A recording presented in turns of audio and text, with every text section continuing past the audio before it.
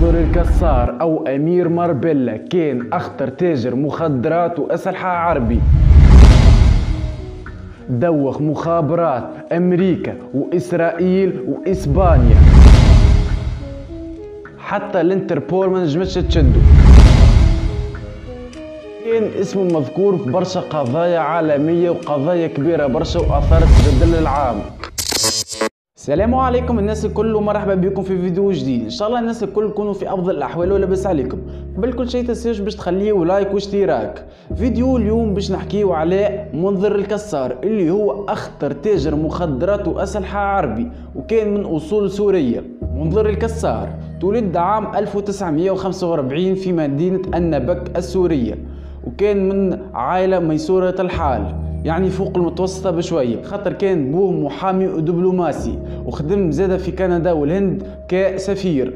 وبعد سكنوا في كندا، وكي سكنوا في كندا قرأ منظر الكسار في كلية الحقوق وقرأ على روحه، كان جو به. أول قضية كانت متاعه اللي هي كانت قضية سرقة، قيدت له في الملف متاعه في الانتربول. وعام 1974 خذا برمي متاع طيارة، وفي اللحظة ذيك جاته الفكرة العظيمة اللي هي برمي متاع طيارة وطيارة. علاش ما نوليش تاجر مخدرات وتاجر اسلحه وكل شيء؟ بدا عاد في العالم هذاك الكل بدا يهرب في الاسلحه وفي المخدرات من دوله لدوله ومن بلاد لبلاد. وشكون كان يعلم فيه؟ خوه الكبير، خاطر بدا قبله برشا وكان متعلم ويعرف كل شيء ويبدا يعلم فيه. وتشوفوا بعد كيفاش الصغير باش يفوت الكبير. وفي وسط السبعينات تعرف بالكدا ولا عنده اسم معروف برشا اللي هو كتاجر مخدرات في المرحله الاولى وتاجر اسلحه في المرحله الثانيه. وكانت ديما قبل اي حرب اهليه تصير باش يتعاركوا في بعضهم الزوز يمشوا لمنظر الكسار ياخذوا ما عنده الاسلحه ويبدوا ياكلوا بعضهم. كانت الاف العباد اللي ماتوا على يد بالاسلحه نتاعو هو، وكان بيع برشا دول وكان ينتقل الاسلحه نتاعو والتجاره نتاعو على دولي وعالمي.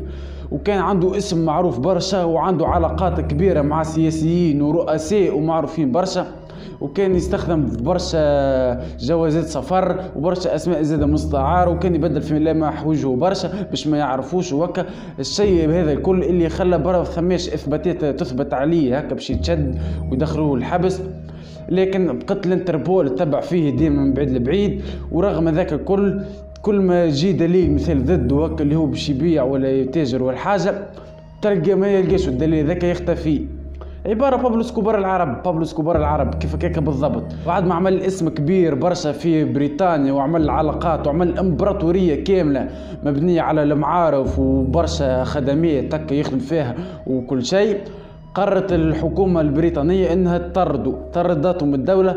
كانت ليه صحاب وقتها ينقل الامبراطورية متاعو ولا يا اخي مشى بمدينة ماربيلا في اسبانيا وبدا عاد ينقل في الامبراطورية متاعو، يحب يعمل امبراطورية جديدة ومعارف جديدة ويبدا خدمته مرة اخرى. ودوب ما نقل لاسبانيا طول عمل لك شراء قصر وبدا فيسع يعمل في علاقات وفيسع عمل الاسم وتشهر كرجل اعمال ثري ومتفاخر برشا. الناس الكل في بالهم رجل اعمال ومتفاخر هكا وعمل علاقات وبدات الناس الكل تعرف وكل شيء، اما في بالهمش بالحقيقه اللي هو تاجر سلاح وتاجر مخدرات كل شيء في النوار.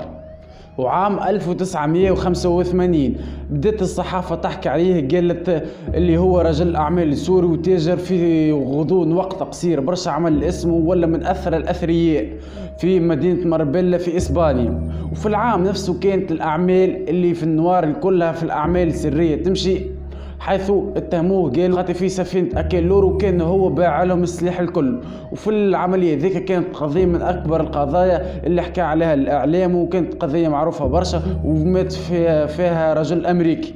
وعام 2001 قررت أمريكا أنها تشد المطلوبين متاعها الكل اللي خارج الحدود، وعلى رأس القائمة بالطبيعة كان منظر الكسار.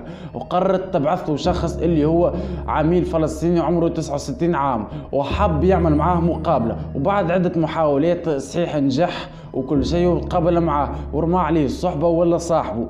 وبعد عامين ولا ثلاثة بالطبيعة مش في الوقت فما تكتيك وخدمة وكل شيء، جاب له عباد يحبوا يشروا الاسلحه، يعني على اساس باش تصير حرب اهليه ولا حرب ما بين زوج دول، مش مثبت هنا بالضبط، اما حصل باش تصير حرب. وبدا ينظم معاهم، هاك يشوف معاهم كيفاش يبيع لهم وكميه الاسلحه وكيفاش الحرب وتفاصيلها وكل شيء. وفي باله عملاء استخبارات عندهم كاميرات مخفيه واجهزه تاع تسجيل الصوت وكل شيء. وبعد برشا مقابلين لموا عليه برشا ادله وطيحوه وشدوه وحكموا عليه 30 سنه حبس في السجن الولايات المتحده الامريكيه. ولهنا نكون وصلنا لنهايه الفيديو بتاع اليوم. ان شاء الله يكون عجبكم واستمتعتوا واستفدتوا. تنسوش باش تعملوا لي فولو في الانستغرام وبيس.